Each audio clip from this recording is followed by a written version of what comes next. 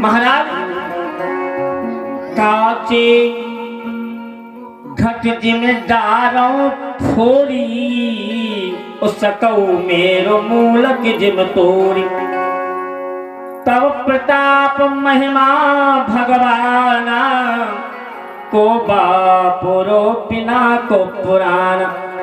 लखनलाल जी ने कहा सुनो जनक जी, जैसे कांच का गिलास होता है, कांच का कोई भी वस्तु तोड़ दिया जाता है, छाल छाल हो जाती है, ऐसे चाहूं तो इस धनुष के टुकड़े कर सकता हूं। ये बहुत पुराना धनुष है, नया नहीं है, बहुत पुराना धनुष है, ये हमारे लिए मामूली बात है। अब जनक जी की छाती थोड़ी ठंडी भई। अब सोचा जो ज्यादा बोलता है उसमें कुछ ना कुछ प्रभाव तो है, समाज में वही बोल पाता है जिसमें कुछ प्रभाव हो।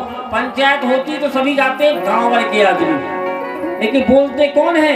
गांव के लंबरदार। क्यों बोलते हैं? उन्हें ज्ञान है कैसे निर्णय करना है, कैसे दोनों पक्षों को समानता में लाना है, विवाद ना हो जाए। गांव हमारा है, गांव परिवार की तरह माना है, ताकि हमारे समाज का उद्धार हो जाए। समाज में वही बोलता है जो बोलने के लायक होता है, सभी नहीं बोल पाते, ये नियम होता है। अब महाराज इसके बाद में भगवान के बाबा तुलसी ने कहा कि जानते हो तब प्रताप महिमा भगवाना को बापरो पिना को पुराना नाघ जान असो आयसो हो कौतिक करो बिलो कौसो कमलो नाल जिन चापो चढ़ावा और जो जन सत प्रमाण ले धाम। जाभी लखनलाल जी ने कह दिया अगर मैं इस धनुष को नहीं तोड़ पाया तो अग्नि की सौगंध खाता हूँ, अपने सूर्यवंश की सौगंध खाता हूँ, आपके ही सामने जनक जी ने प्राणों को त्याग दूंगा। भगवान जी ने सोची कि सांसों टूट न डाले बेजी, ब्याह तो हमसे होना भैया, भाई साहब छोटे भाई साहब और आगे आगे हो जाए। तो भगवान ने कहा भैया कंट्रोल योर सेल्फ, थोड़ी बैठ जाओ, एकदम कूल हो जाओ, बैठ जाओ, थोड़ी शांत हो जाओ। अब किसी को ज्यादा गुस्सा आए तो आपने देखो जब लड़ाई हो, जो कमजोर आदमी हो तो वो कभी ताव दिखाओ, जब आदमी को पकड़ ली, अगर पकड़ने से छोड़ो हमें, छोड़ो हमें, हम देखा हमें कहा जाना जो हम 5 लाख तो हार ही थे, कहते जाओ छोड़ दो हमें लड़ो, फिर वो तुझे पकड़ तो लिया साथी, अरे पकड़ो यार मार देगा। फिर महाराज जितने लड़ाई में बीच बचाव करो उतनी झगड़ा जो है विचित्र होता है। आदमी को गुस्सा कब आती है? 2 लोगों का गुस्सा ज्यादा हो तीखा, एक तो कमजोर आदमी ज्यादा गाय देगी, जो सही से बलवान हो वो कम बोलत क्या होता है, ताकत नहीं रोष है भारी, बोल जे लक्षण कुटबे के जारी।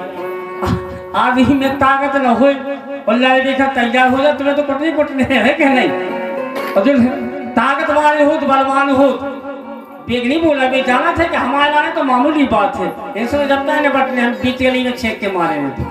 ताकत वाले कंट्रोल में रख, कमजोर आदमी का जल्दी भर, और संसार में घमंड भी ज्यादा से ज्यादा गरीब आदमी का जल्दी जाओ। क्या तो है जैसे जी ने 10,000 न देखी हुए जीवन में और 10,000 इकट्ठे मिल जाए के जाओ, जी तुम्हें भी इंदिरा आवास की पहली किस्त 10,000 की, वो उतनी सोच रही थी कि आप तो हम पैसा वाली हो गए।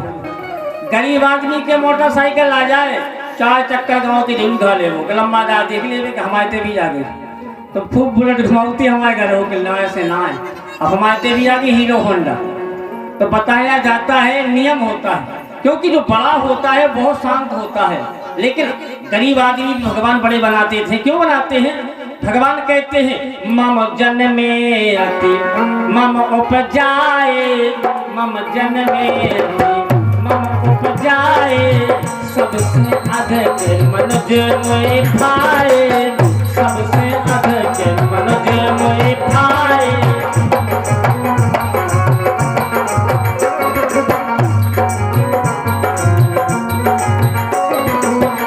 ईश्वर अंश जीव अविनाशी, ईश्वर अंश जीव अविनाशी, चेतन अमल सहज सुख राशि, चेतन अमल सहज सुख राशि, चेतन अमल सहज सुख राशि। जो गरीब हो चाहे बड़ा हो चाहे कोई हो, बराबर प्रिय होते हैं। बोले ऐसा क्यों? भगवान को इसलिए प्रिय होते, जैसे महाराज बताया जाता है कि भगवान ने प्रत्येक कल्प में अवतार लिए। अब ये बताओ कि जहां पाप ज्यादा हुआ है तो उस वंश का भगवान ने विनाश क्यों करवाया? ताकि लोग ये जाने कि हम किसी के नहीं होते, हम वहां होते जहां सत्य होता है, जहां धर्म होता है, जहां दया होती है, जहां निष्ठा होती है, जहां सबके प्रति प्रेम होता है, जहां सबके प्रति उदारता होती है, हम वहां होते हैं। जहां ये चीजें नहीं है तो हम जिसके घर में भी जन्म लेते उसको भी नहीं छोड़ते।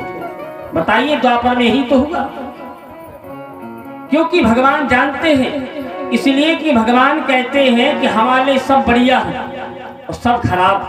कब खराब होते? जब तुम्हारी अवगुण।